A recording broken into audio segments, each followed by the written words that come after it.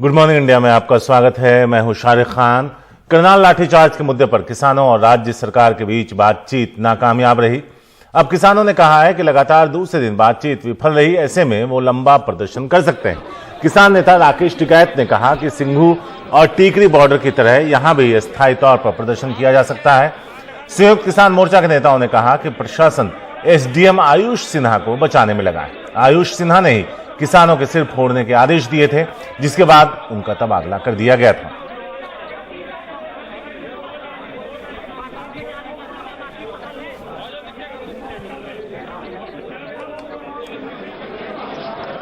देखो, मीटिंग हुई आज भी तीन घंटे मीटिंग आज हुई और 2 घंटे मीटिंग कल हुई, लेकिन अधिकारी पूर्ण रूप से उस अधिकारी को बचाने का पक्षधर कर रहे हैं। उस पर मुकदमा लिखने को तैयार नहीं है, उसको सस्पेंड करने के लिए तैयार नहीं है। तो हमने पूरा डिसाइड ये करा है कि हमारा धरना यहाँ पे बादस्तूर जारी रहेगा और उत्तर प्रदेश से, पंजाब से, यहाँ से और जगह से भी लोग हमारे आते रहेंगे। साथ कहना पड़ रहा है कि करनाल प्रशासन के जरिए हरियाणा सरकार से हमारी दूसरे दिन की हुई बातचीत भी पूरी तरह से असफल रही है, क्योंकि सरकार की तरफ से जो अड़ियल रवैया था, जो असंवेदनशीलता थी, उसमें रत्ती भर भी परिवर्तन आज नहीं आया। किसानों की मांग थी कि इन आईएएस अफसर आयुष सिन्हा पे 307, 302 का मुकदमा दायर होना चाहिए। 307 और 302 तो छोड़ो, सरकार उन पे किसी भी तरह का कोई मुकदमा दर्ज करने के लिए तैयार नहीं है। किसानों की मांग थी कि जिस अफसर ने इस किस्म का बेहुदा, इस किस्म का गैर कानूनी आदेश दिया है, उसको सर्विस से बर्खास्त किया जाए। बर्खास्त करना तो छोड़िए, सरकार उनको सस्पेंड करने के लिए भी तैयार नहीं है। और इस पूरे मुद्दे पर हमारे संवाददाता शरद शर्मा वहां मौजूद थे, उनकी ये रिपोर्ट। करनाल के मिनी सचिवालय के सामने किसानों का धरना बुधवार को भी जारी है। बुधवार को जब किसानों की और प्रशासन की बातचीत की खबर आई, तब ऐसा लगा कि बात बन सकती है और ये जो किसान आंदोलन, किसानों का धरना करनाल के मिनी सचिवालय के सामने चल रहा है, ये आज खत्म हो सकता है, क्योंकि ऐसा माना जा रहा था कि सरकार नहीं चाहेगी कि किसान यहाँ पर अपने धरने को लंबा चलाएं। लेकिन करीब 5 बजे के आसपास ये खबर आई कि प्रशासन जो है या सरकार जो है वो किसानों की बात मानने को तैयार नहीं है। किसानों का कहना है कि उनकी कोई भी मांग नहीं मानी गई और ख़ास तौर से जो मांग थी वो ये थी कि जो एसडीएम करनाल थे, जिन्होंने किसानों का सर फोड़ने की बात कही थी, वो वीडियो वायरल हुआ था, उन पे कार्रवाई की जाए। लेकिन किसानों का कहना है कि सरकार उन पर किसी भी तरह की कार्रवाई को तैयार नहीं है। ऐसे में किसानों के सामने और कोई विकल्प नहीं है सिवाय इसके कि वो अपना धरना मिनी सचिवालय के सामने जारी रखें। तो एक तरफ किसानों की सरकार की बातचीत जो है विफल हो रही है, लेकिन किसान जो हैं उन्होंने अपने जो आगे की रणनीति है वो बनाई है।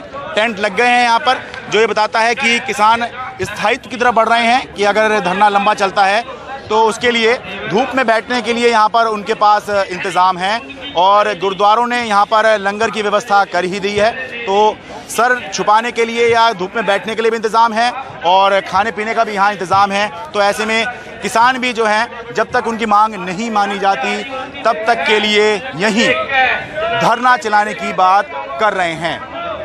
करनाल के मिनी सचिवालय से अपने सहयोगी कैमरा पर्सन अश्विनी मेहरा के साथ मैं शरद शर्मा, एनडीटीवी इंडिया। त्रिपुरा की राजधानी अगरतला में सीपीएम ने आरोप लगाया कि उनके दफ्तर में आगजनी की गई, साथ ही बाहर खड़ी कई गाड़ियों में तोड़फोड़ की गई और कई गाड़ियों को जला भी दिया गया। इस हंगामे की शुरुआत बीजेपी के विरोध प्रदर्शन के बाद हुई। बीजेपी ने आरोप लगाया कि सीपीएम दफ्तर से बम फेंके गए थे। बीजेपी सीपीएम के साथ पहले हुई झड़पों को लेकर मार्च निकाल रही थी। इसी दौरान हंगामा शुरू हो गया।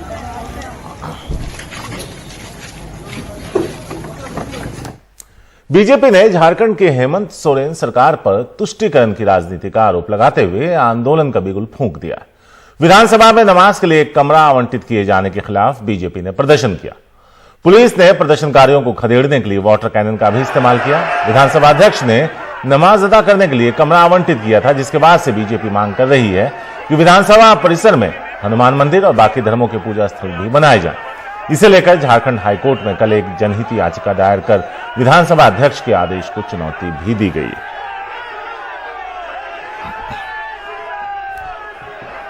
काम करते करते शुक्रवार को आधा घंटा कहीं साइड में जाकर जान कर लेते। यहाँ भी विधानसभा में भी था, बिहार में भी था। कोई पत्र दिखा, खुली चुनौती है सरकार और माननीय अध्यक्ष जी को, और इनको अधिकार भी नहीं है। अधिकार सदन देगा, क्योंकि बिहार झारखंड कार्य नियमावली शौचालय में कहीं नहीं है इस तरह का कोई नियमावली। अगर उनको कुछ बदलाव करना तो सदन परमिशन देगा कि हम एक कक्ष आपको आवंटित करते हैं। सदन परमिशन देगा। संविधान से न मुख्यमंत्री ऊपर है, न रघुवर दास ऊपर है, न माननीय विधानसभा के अध्यक्ष। पश्चिम बंगाल के भवानीपुर में ममता बनर्जी ने उपचुनाव के लिए प्रचार शुरू कर दिया। इस दौरान उन्होंने बीजेपी पर जमकर हमले किए और कहा कि टीएमसी के नेताओं के खिलाफ केंद्रीय एजेंसियों को लगाया जा रहा है। मोनिदीपा बनर्जी की यह रिपोर्ट। অভিষেকের ওপর যদি কোনো বেআইনি কেস থাকে তুমি আইনত করো, আমার কোনো আপত্তি নেই, কিন্তু কোনো কেস নেই, কোনো এভিডেন্স নেই, তোমাকে প্রমাণ করতে হবে তুমি চোর।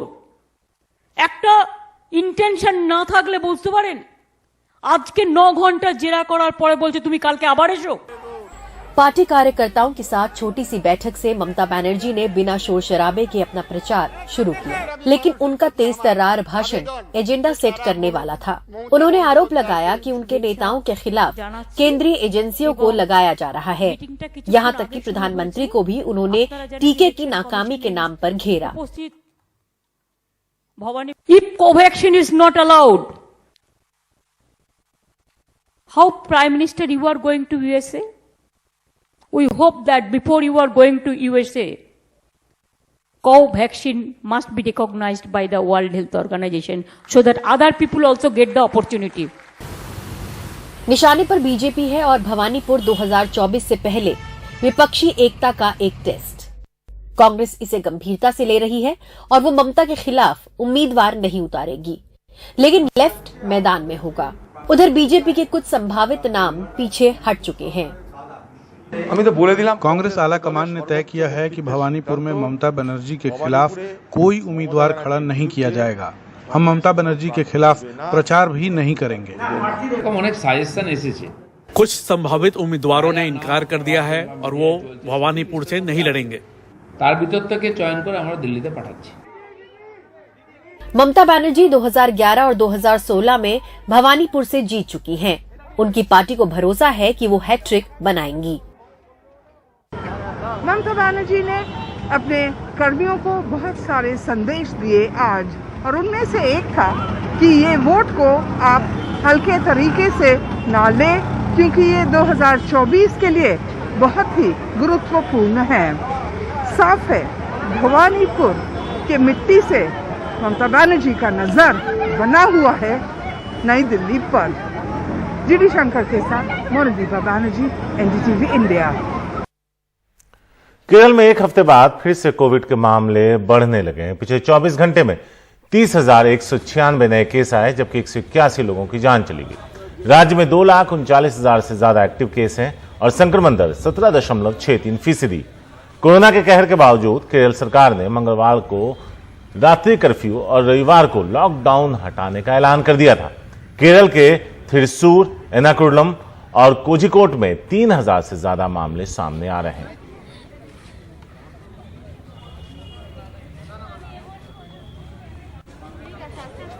मुंबई में जहां पिछले 30 हफ्ते में कोविड के मामले दोगुने हुए, वहीं शहर में मानसून से संबंधित बीमारियां जैसे डेंगू, मलेरिया ने भी पैर पसारने शुरू कर दिए हैं। कोविड और बरसाती बीमारियों के लक्षण एक जैसे हैं, इसलिए कई लोग बीमार पड़ने पर भी सामने नहीं आ रहे। ये स्वास्थ्य कर्मियों के लिए बड़ी चुनौती बन रही है। ड्रोन से छिड़काव, जगह जगह फीवर कैंप और घर घर पहुंचकर पड़ताल, मच्छरों के पैदा होने के ठिकानों को ढूंढने, बड़े पैमाने पर कीटनाशकों के छिड़काव और इस तरह फॉगिंग के जरिए डेंगू मलेरिया पर रोकथाम के लिए बीएमसी करीब एक हफ्ते से जोरदार अभियान चला रही है। बीएमसी की तरफ से जारी आंकड़ों के अनुसार अगस्त में डेंगू की वजह से अस्पतालों में 130 से ज्यादा लोग भर्ती हुए हैं, जबकि जुलाई में ये संख्या सिर्फ 28 थी। जनवरी अगस्त के बीच मलेरिया के 3,338, लेप्टोस्पाइरोसिस के 133, डेंगू के 209, गैस्ट्रो के 1848, हेपेटाइटिस के 165 और H1N1 के 45 मामले सामने आए हैं। परेल, सिवरी, नायगाम, डोंगरी, बांद्रा, खार और सांता क्रूज जैसे इलाकों वाले मुंबई के 3 वार्ड F साउथ, B और H वेस्ट वार्ड सबसे ज्यादा डेंगू से पीड़ित हैं। बीएमसी के मुताबिक मुंबई में 13,15,373 घरों का निरीक्षण किया गया है और डेंगू के 11,492 ब्रीडिंग स्पॉट नष्ट किए गए हैं। बुखार, सिरदर्द, चकत्ते, मांसपेशियों में दर्द और जोड़ों में दर्द जैसे लक्षणों को लेकर बीएमसी ने अलर्ट जारी किया है, लेकिन समस्या ये है कि ऐसे लक्षण कोविड में भी नजर आते हैं, जिसके कारण कई लोग बरसाती बुखार के भी लक्षण छुपाने लगे हैं।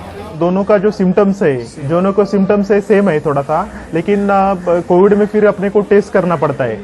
कोविड में कंफर्मेटरी टेस्ट करना पड़ता है, तो थोड़ा सा कैसा है, थोड़ा सा दिक्कत तो आ रहा है, क्योंकि दोनों साथ साथ चल रहा है। कोविड का केसेस भी बढ़ रहा है और अभी मलेरिया और डेंगू का केसेस भी है। तो लोग बताने को डरते हैं हमें, तो हमें समझाना पड़ता है कि बाबा दोनों का सिम्टम सेम है, पर आप बताओ सर्दी खांसी बुखार हो गया तो आप डरो मत कि कोरोना होगा इसे, तो हम लोग बताते हैं कि, पर वो लोग डरते हैं, ज्यादा करके लोग बताते नहीं है कि हमें सर्दी खांसी बुखार है, होगा तो भी नहीं बोलते, क्योंकि उनको डर लगता है कि बीएमसी के लोग हैं तो कोरोना होगा, तो वो लोग चेक करेंगे फिर हमें लेके जाएंगे। बीते 3 हफ्तों में कोविड के मामले मुंबई में 2 गुना से भी ज्यादा बढ़े हैं, साथ ही पाबंदियां भी हटी हैं और इसी बीच डेंगू के बढ़ते मामले चिंता की बात है। लोग लक्षण छुपाएं तो समस्या बड़ी हो सकती है। मुंबई से पूजा भारद्वाज, एनडीटीवी इंडिया। नोएडा की एक सोसाइटी में मेंटेनेंस और गार्ड की शिकायत पर सिक्योरिटी गार्डों ने इसी सोसाइटी में रहने वाले एक शख्स को जमकर पीट डाला। पिटाई के दौरान सिक्योरिटी गार्डों ने जमकर लाठी डंडे भांजे, जिससे पीड़ित गंभीर रूप से घायल हो गए। सोसाइटी के लोगों ने गार्डों को रोकने की कोशिश तो नहीं की, लेकिन वीडियो अलबत्ता जरूर बनाया और सोशल मीडिया पर वायरल कर दिया। नोएडा के सेक्टर 39 थाने की पुलिस ने केस दर्ज कर मामले की छानबीन शुरू कर दी।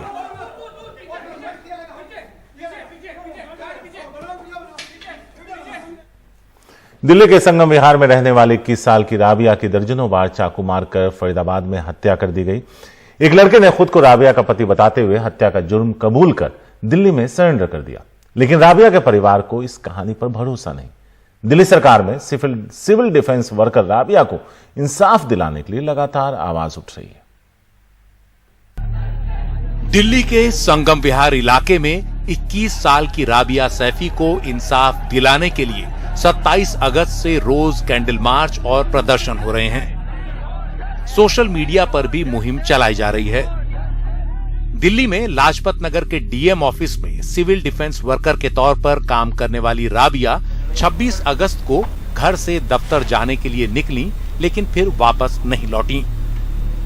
अगले दिन यानी 27 अगस्त को मोहम्मद निजामुद्दीन नाम के एक शख्स ने दिल्ली के कालिंदी कुंज थाने में सरेंडर करते हुए कहा कि उसने राबिया से इसी साल जून में कोर्ट मैरिज की थी, लेकिन उसे राबिया के चरित्र पर शक था, इसलिए उसने सूरजकुंड ले जाकर उसकी हत्या कर दी।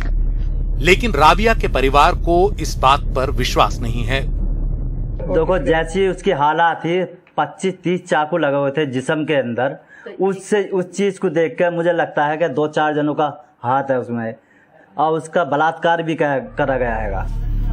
पुलिस ने मोहम्मद निजामुद्दीन की निशानदेही पर राबिया का शव सूरजकुंड से बरामद कर लिया। निजामुद्दीन भी राबिया के साथ सिविल डिफेंस वर्कर है। राबिया के परिवार के मुताबिक वो परिवार का सहारा थी। अपनी शादी के बारे में राबिया ने कभी नहीं बताया। मोहम्मद निजामुद्दीन ने उसकी नौकरी लगवाने में मदद की थी। वो कई बार घर भी आया था। परिवार के मुताबिक राबिया कोविड अफसर रविंद्र मेहरा के अधीन काम करती थी, जिसे हाल ही में एंटी करप्शन ब्रांच ने पकड़ा है। परिवार के मुताबिक राबिया वहां लॉकर संभालती थी, जिसमें लाखों रुपए होते हैं, इसलिए उन्हें इस मामले में कुछ गड़बड़ लग रहा है। लड़की को उठाया गया मेरी, और एक का हाथ में नहीं है। मैं यह न्याय मांग रही हूँ कि माँ का दर्द अब क्या होता है, क्या आप जानते हो। वहाँ जाके पता चला कि लड़की के साथ बहुत गलत हुआ। उसके और पार्ट्स में मतलब चक्कू मार दिया, चेस्ट में, हिप पे, और 56 चक्कू लड़की के पूरे बदन में, हाथों में उंगलियां कटी हुई थी उसकी, सर में चोट आया हुआ था। तब से हम लोग इसी उसमें लगे कि हमें सीबीआई जांच चाहिए। और क्या कहते हैं, अब तो खैर हम, और हमारा केस हमें दिल्ली में चाहिए क्योंकि लड़की तो हमारी दिल्ली की है। उधर फरीदाबाद पुलिस का कहना है कि आरोपी निजामुद्दीन 3 दिन की पुलिस रिमांड पर है। उसने अपनी कोर्ट मैरिज के कुछ दस्तावेज दिए हैं जिन्हें वेरीफाई किया जा रहा है। जो राबिया है उसके साथ में रेप हुआ है और जो आरोपी है वो अकेला नहीं था और भी इसमें लोग शामिल हैं और इसके पीछे कोई कॉन्स्पिरेसी है, तो इसको लेकर जांच हुई, उसमें क्या कुछ निकल पाया है? नहीं, ये जो रेप की पुष्टि नहीं हुई है, ये एक मेडिकल एविडेंस है और इसमें रेप की कोई पुष्टि नहीं हुई किसी भी तरह की। और उसको इंजरी है काफ़ी चाकुओं से, जो सर में, आँख में और नेक पे और चेस्ट पे, वो उसमें है पीएमआर रिपोर्ट में। मतलब घटना के बाद केवल वो अकेला था और ये जो मृतका है वो थी? हाँ, ये दोनों ही थे। हमारे जो टेक्निकल एविडेंस के अनुसार घटनास्थल पर ये दोनों ही थे। अभी तक की जांच में यही सामने आया है और वो जो काफ़ी टेक्निकल एविडेंस है वो काफ़ी मान्य है और सफिशिएंट है। पुलिस अब इस मामले की हर पहलू से जांच में जुटी है। राबिया का शव सूरज कुंड के जंगल से बरामद किया गया और ये भी साफ है कि उसकी हत्या काफी बेरहमी से की गई। उसकी हत्या को लेकर उसके परिवार ने कई गंभीर सवाल खड़े किए हैं।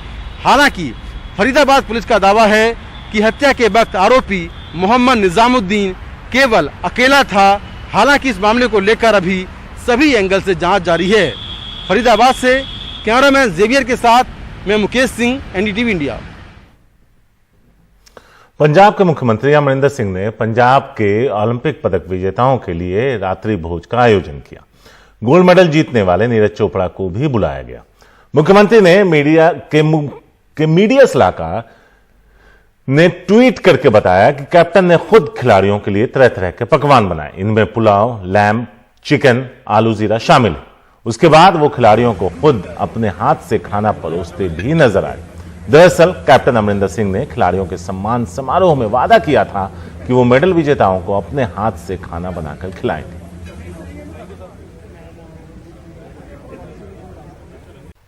नमस्कार, गुड मॉर्निंग इंडिया में आपका स्वागत है। मैं हूं अदिति राजपूत। शुरुआत हम किसानों से कर रहे हैं। हरियाणा के करनाल में लाठीचार्ज के मुद्दे पर किसानों और राज्य सरकार के बीच जो बातचीत थी वो एक बार फिर विफल हो गई।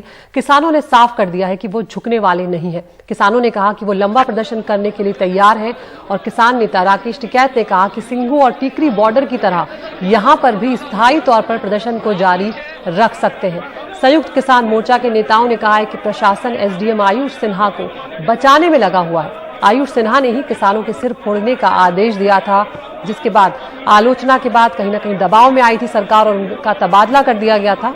लेकिन किसानों की मांग है कि उन्हें बर्खास्त किया जाए, उन पर कार्रवाई की जाए। साथ ही घायल किसानों को मुआवजा देने की मांग भी किसानों ने की है।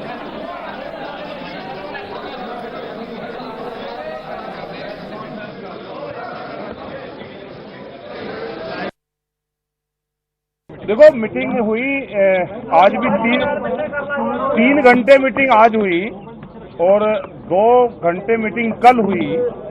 लेकिन अधिकारी पूर्ण रूप से उस अधिकारी को बचाने का पक्षधर कर रहे हैं।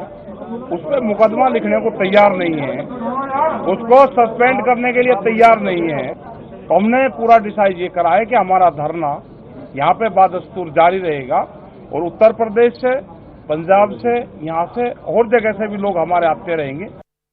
हमें बहुत अफसोस के साथ कहना पड़ रहा है कि करनाल प्रशासन के जरिए हरियाणा सरकार से हमारी दूसरे दिन की हुई बातचीत भी पूरी तरह से असफल रही है, क्योंकि सरकार की तरफ से जो अड़ियल रवैया था, जो असंवेदनशीलता थी, उसमें रत्ती भर भी परिवर्तन आज नहीं आया। किसानों की मांग थी कि इन आईएएस अफसर आयुष सिन्हा पे 307, 302 का मुकदमा दायर होना चाहिए। 307 और 302 तो छोड़ो, सरकार उन पे किसी भी तरह का कोई मुकदमा दर्ज करने के लिए तैयार नहीं है। किसानों की मांग थी कि जिस अफसर ने इस किस्म का बेहुदा, इस किस्म का गैर कानूनी आदेश दिया है, उसको सर्विस से बर्खास्त किया जाए। बर्खास्त करना तो छोड़िए, सरकार उनको सस्पेंड करने के लिए भी तैयार नहीं है। तो यहाँ पर किसानों ने कहीं ना कहीं तय कर लिया है कि जब तक आयुष सिन्हा पर कार्रवाई नहीं होती, जब तक किसानों को मुआवजा नहीं मिलता, वो यहाँ पर मिनी सचिवालय के बाहर से हटने को तैयार नहीं है। और आप देख सकते हैं कि अब नए नए तंबू जो हैं वो भी गाड़े जा रहे हैं किसानों के द्वारा, और अब पूरी तरह से तैयार हो गए हैं किसान इस बात के लिए कि अगर ये धरना लंबा चलाना पड़ता है तो वो लंबा चलाने को भी तैयार है। और ये भी साफ तौर पर कह दिया गया है, ये संकेत भी दे दिया गया है कि दिल्ली की सीमाओं की तरह अगर यहाँ पर भी धरने को लंबा रखना पड़ा तो किसान तैयार हैं। और लंगर भी आसपास लंगर की भी व्यवस्था कर ली गई है। तो एक तरह से अब यहाँ पर भी किसान अपनी बातचीत को लेकर साफ कर चुके हैं। जो प्रशासन से बातचीत हुई है कि प्रशासन उनकी मांगों को मानने को तैयार नहीं है और अब वो धरना जारी रखेंगे। हमारे सहयोगी रवीश रंजन शुक्ला ने करनाल से रिपोर्ट भेजी है, वो आपको दिखाते हैं। करनाल के मिनी सचिवालय के सामने का ये आप नज़ारा देखिए। बीते 2 दिनों से जो किसान और प्रशासन है उसके बीच टकराव चल रहा है। और आप देख सकते हैं कि ये मिनी सचिवालय का मेन गेट है और इसके सामने आप देख सकते हैं कि पुलिस, यहाँ पर हरियाणा पुलिस के जवान यहाँ पर तैनात हैं। हालांकि एक तरफ का जो रास्ता है, ये आप देखिए, जो मिनी सचिवालय की ओर जाने वाला जो रास्ता है एक तरफ का वो खुला हुआ है, और दूसरे साइड में अगर आप देखें तो यहाँ पर किसान बैठे हुए हैं धरने पर। कल प्रशासन के साथ में किसानों की तकरीबन 3 घंटे से ज़्यादा बैठक चली और किसानों की 2 प्रमुख मांग है। उनका कहना है कि जिस अधिकारी आयुष सिन्हा ने लाठीचार्ज के जो किसानों पर आदेश दिए उनकी बर्खास्तगी हो और उनके ऊपर हत्या का मुकदमा दर्ज हो। और जो दूसरी मांग है किसानों की वो ये है कि उस लाठीचार्ज के दौरान तमाम सारे किसान घायल हुए थे, उनको 2 लाख रुपए का मुआवजा दिया जाए। और किसान नेताओं का आरोप है कि एक किसान की मौत हुई थी तो उसको 25 लाख रुपए का मुआवजा दिया जाए। तो ये 2 प्रमुख डिमांड हैं। लेकिन कल तमाम सारी बातचीत होने के बावजूद जो है वो प्रशासन ने ये जो मांग है वो किसानों की नहीं मांगी। और ये जब मांग नहीं मानी है तब अब किसानों का ये कहना है कि जब तक ये डिमांड नहीं मानी जाती है तब तक वो यहाँ पर धरने पर इसी तरीके से बैठे रहेंगे। ये जो मोर्चा है ये ऐसे ही लगा रहेगा। तमाम सारी जगहों पर, हरियाणा के अलग अलग जगहों पर आप देख सकते हैं कि धरना प्रदर्शन किसानों का चल रहा है। लेकिन ये एक नई जगह जो है वो करनाल बन गई है। तो ये आप देख सकते हैं तमाम सारे किसान हैं। कुछ किसान से बात करेंगे। दादा ये बताइए, कल प्रशासन के साथ में बातचीत आप लोगों की हुई, बातचीत अब टूट चुकी है और प्रशासन का रवैया दिख रहा है कि वो कोई भी ढील देने के पक्ष में नहीं है, आपकी मांग मानने के पक्ष में फिलहाल नहीं दिख रहा है।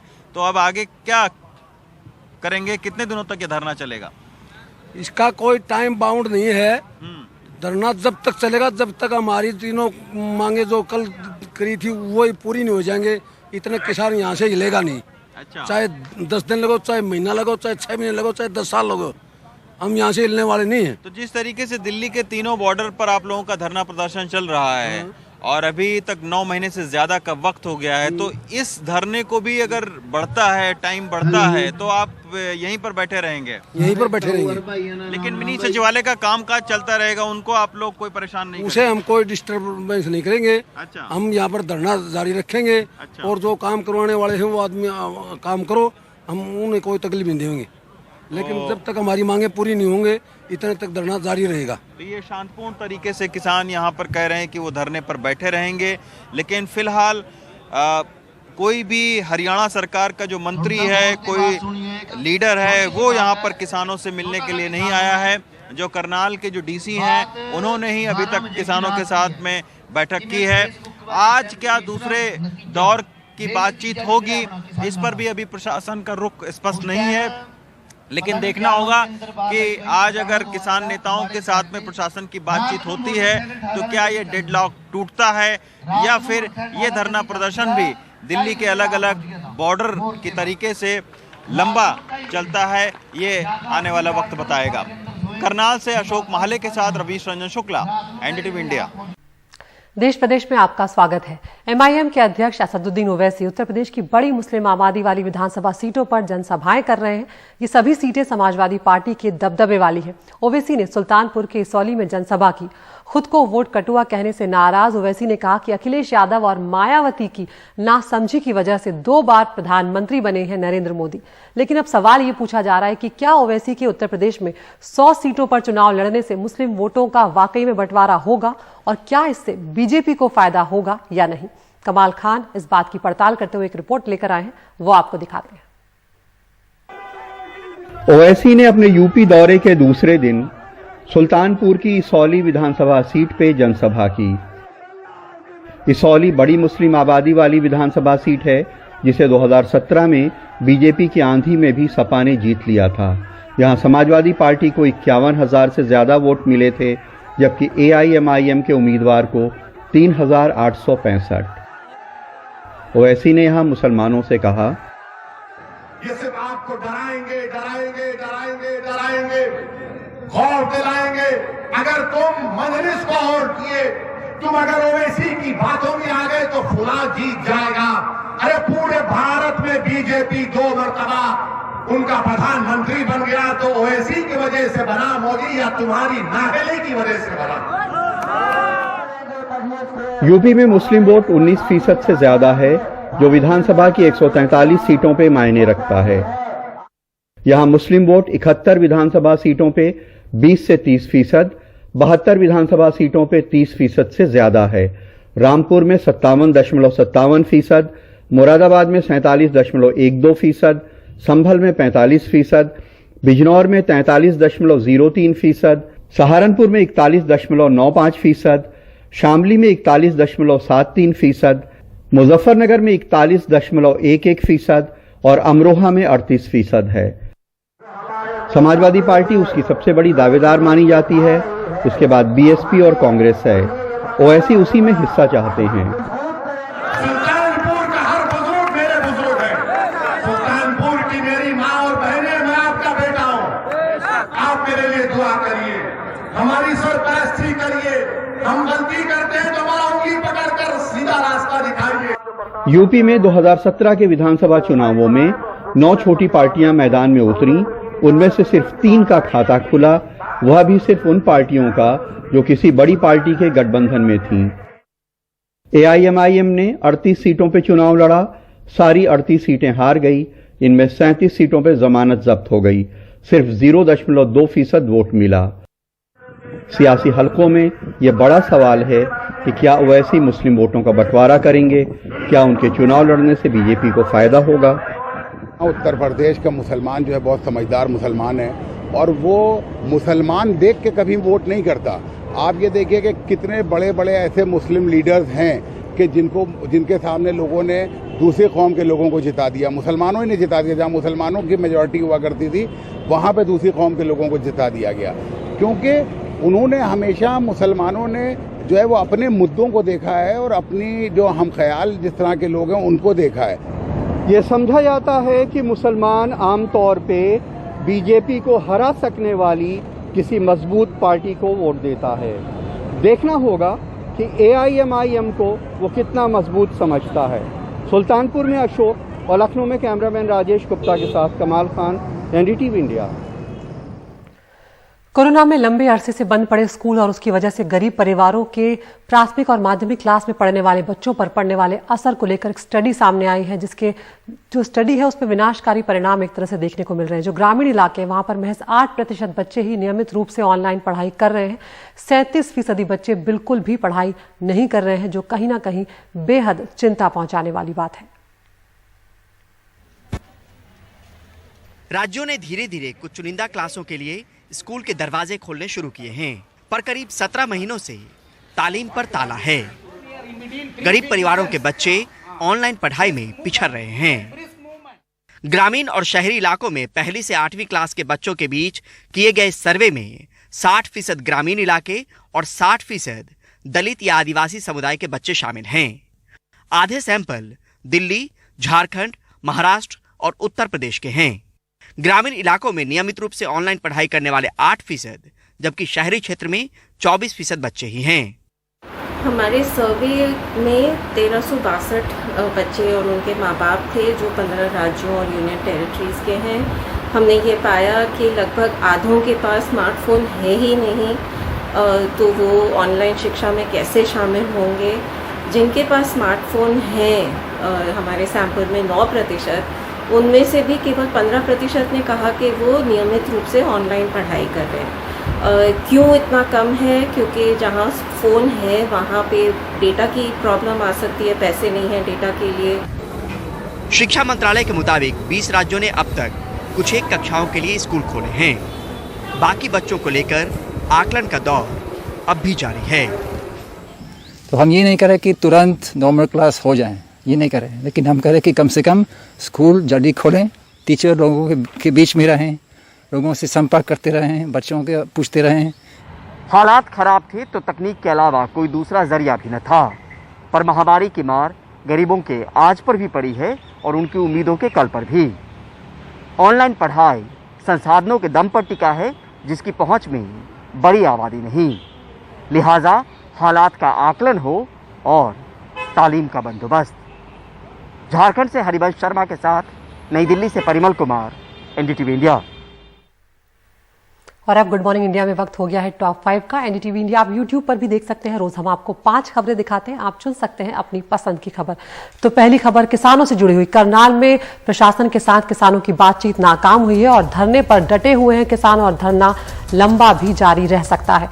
दूसरी खबर, सेना में आधी आबादी को अब स्थायी कमीशन की इजाजत दे दी गई है। केंद्र ने बताया है सुप्रीम कोर्ट को कि अब एनडीए के जरिए भी महिलाओं की भर्ती की जाएगी। और तीसरी खबर झारखंड से है, जहां पर नमाज के लिए कमरा दिए जाने पर बीजेपी विरोध प्रदर्शन कर रही है और तुष्टीकरण की राजनीति से बता रही है। चौथी खबर अफगानिस्तान से, जहां पर तानाशाह तालिबान का चेहरा सामने आया है और अब बिना इजाजत के विरोध प्रदर्शन अफगानिस्तान में नहीं किए जा सकेंगे। और पांचवी खबर T20 वर्ल्ड कप से जुड़ी हुई 4 सालों के बाद आर अश्विन की वापसी हुई है और महेंद्र सिंह धोनी को बनाया गया है टीम का मेंटोर। तो आप हमारे YouTube चैनल में जाएं, इन 5 खबरों में से कोई एक खबर चुनें, उस खबर को हम आपको विस्तार से दिखाएंगे।